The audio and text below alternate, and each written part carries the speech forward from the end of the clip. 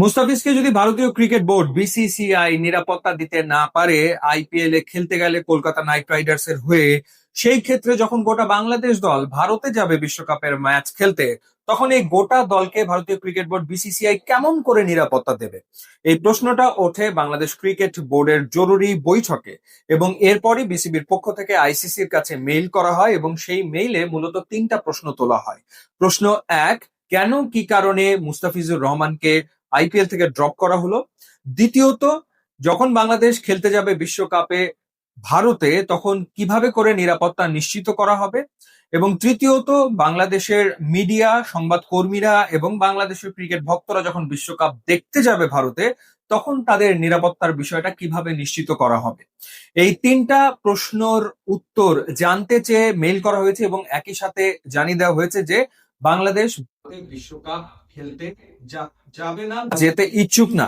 এবং পরবর্তী সময়ে বাংলাদেশ সরকারের পক্ষ থেকেও এই ঘোষণা দেওয়া হয়েছে যে বাংলাদেশ ভারতের মাটিতে গিয়ে বিশ্বকাপ খেলবে না। সেই ক্ষেত্রে বাংলাদেশ বিকল্প ভেন্যুতে, যেহেতু এই বিশ্বকাপের কো হোস্ট আছে, শ্রীলঙ্কা আছে, বাংলাদেশের ম্যাচগুলো যেন আসলে শ্রীলঙ্কায় শিফট করা হয়।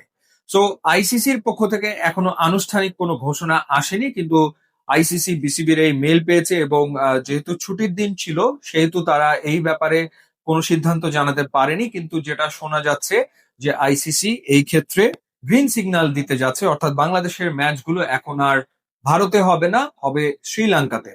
বাংলাদেশের তিনটা ম্যাচ হওয়ার কথা ছিল কলকাতাতে এবং একটা ম্যাচ হওয়ার কথা ছিল মুম্বাইয়ে।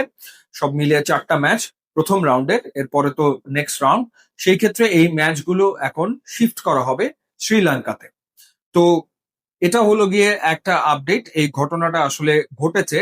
এবং একই সাথে আগামী বছর ভারতের যে বাংলাদেশে খেলতে আসার কথা রয়েছে বাইল্যাটারাল সিরিজে, যেই আসরটা বা যেই সিরিজটা এই বছর হওয়ার কথা ছিল সেটা পোস্টপন্ড হয় এবং সেটা পোস্টপন্ড হয়ে সামনের বছরে চলে যায়। তো সেই সিরিজটার ব্যাপারে কি সিদ্ধান্ত হবে সেটাও এখন আসলে চূড়ান্ত নয়। সেই ব্যাপারে বিসিবির পক্ষ থেকে এখনো কোনো কিছু জানানো হয়নি এবং ভারতীয় ক্রিকেট বোর্ডের পক্ষ থেকেও এখনো কোনো কিছু জানানো হয়নি। যদিও গতকালকে থেকে চাউর হয় যে ভারতীয় ক্রিকেট বোর্ড আসলে সেই সিরিজটা পোস্টপন করেছে, কিন্তু আনুষ্ঠানিকভাবে সেই ঘোষণা এখন পর্যন্ত দেওয়া হয়নি।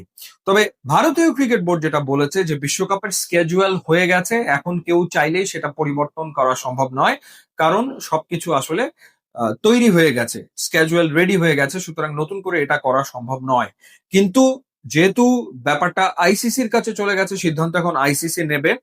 এবং এই বিশ্বকাপের আরো একটা হোস্ট আছে শ্রীলঙ্কা, সুতরাং বাংলাদেশের ম্যাচগুলো অনায়াসে শ্রীলঙ্কায় আসলে শিফট করে দেওয়া সম্ভব। আর এই ধরনের মডেলে মানে হচ্ছে আর একটা ভেন্যুতে পাকিস্তান খেলতে যাবে, সেই ধরনের যে মডেল চালু হয়েছে সেই মডেলও তো টুর্নামেন্ট একের পর এক আসলে হচ্ছে। কিন্তু এতে করে যেটা হচ্ছে সেটা হলো যে ক্ষতিগ্রস্ত হচ্ছে দিন শেষে ক্রিকেট। কারণ ভারত যে সম্পর্ক পাকিস্তানের সাথে কয়েক বছর ধরে, লম্বা সময় ধরে বজায় রেখেছে, এখন বাংলাদেশের সাথে যে সম্পর্ক, তাতে করে আসলে তো ক্রিকেট খেলে কতগুলো দেশ, হাতে গোনা কিছু দেশই তো আসলে খেলছে। তো সেই ক্ষেত্রে যদি এভাবে একটার পর একটা দেশের সাথে এই ধরনের পরিস্থিতি তৈরি হয়, তো দেখা যাবে যে আগামী দিনে আসলে ক্রিকেট খেলবে কার সাথে, সেই প্রশ্নটা ওঠাটাও কিন্তু খুব স্বাভাবিক একটা ব্যাপার। তো দেখা যাক, আইসিসির ঘোষণার অপেক্ষায় রয়েছে সবাই, এবং আশা করা হচ্ছে যে আইসিসির ঘোষণাটা এরকমই হতে যাচ্ছে যে বাংলাদেশের ম্যাচগুলো শ্রীলঙ্কাতে হবে। ইউটিউবে ইনস্টাগ্রাম লিঙ্ক আছে, আপনারা যোগ দিলে খুবই খুশি হবো। And thanks for watching.